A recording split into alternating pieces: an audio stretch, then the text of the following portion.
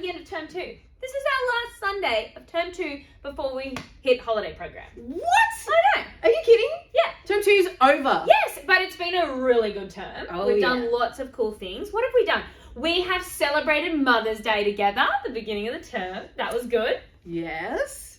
Very good. And we also had May Mission, and we had a special prayer morning for our May Mission partners. We had Carnival Day and raised over $1,000 to go towards our May Mission target. And that day we also got to welcome in our Community Connect friends as one big group. So that was awesome. We did Sleeping Rough, and a bunch of you joined in that opportunity to love those doing it tough by sleeping in a car park for a night. Now that's not your normal sleepover. Right.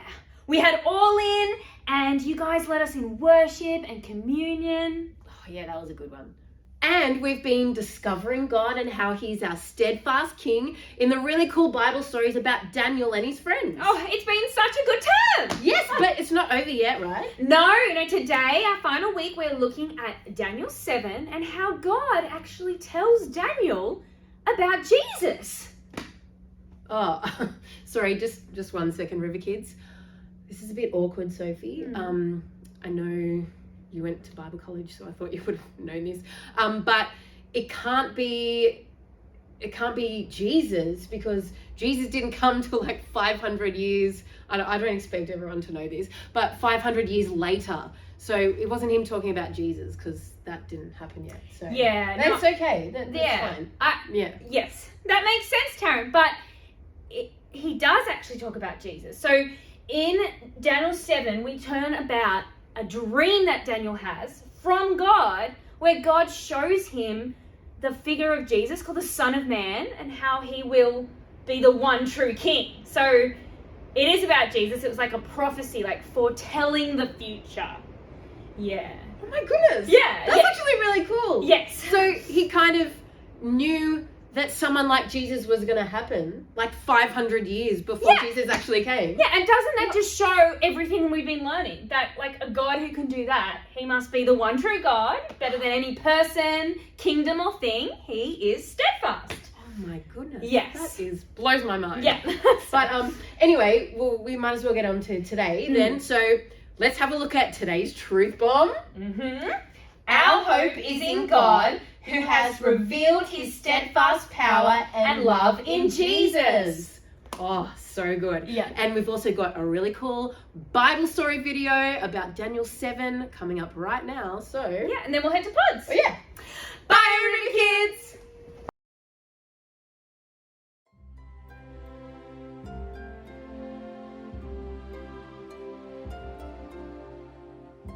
In the first year that Belshazzar was the king of Babylon, Daniel had a dream. In the dream, Daniel saw a big windstorm on the sea. 4 big creatures came up from the sea, each different from the others. Daniel had never seen animals like these before.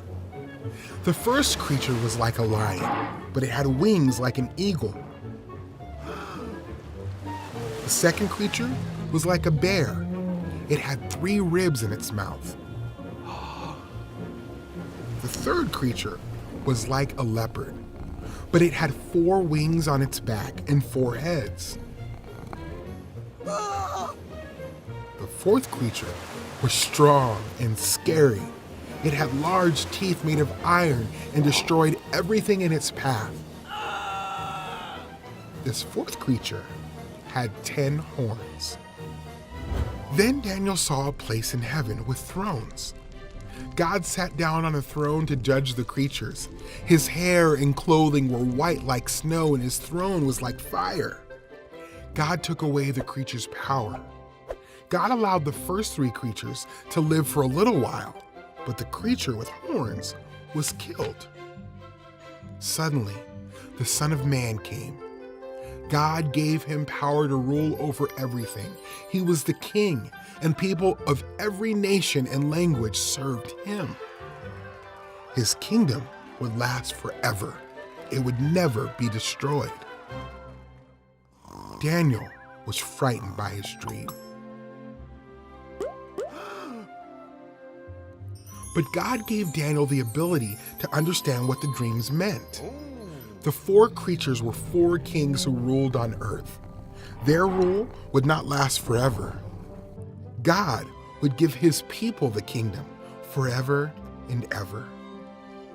Daniel did not tell anyone about this dream, but he wrote down everything he saw. Jesus is king over all things. God allows people to rule for a short time, but one day, Jesus will return and set up his perfect kingdom. Everyone who trusts in Jesus will be welcomed into his kingdom, and his kingdom will last forever.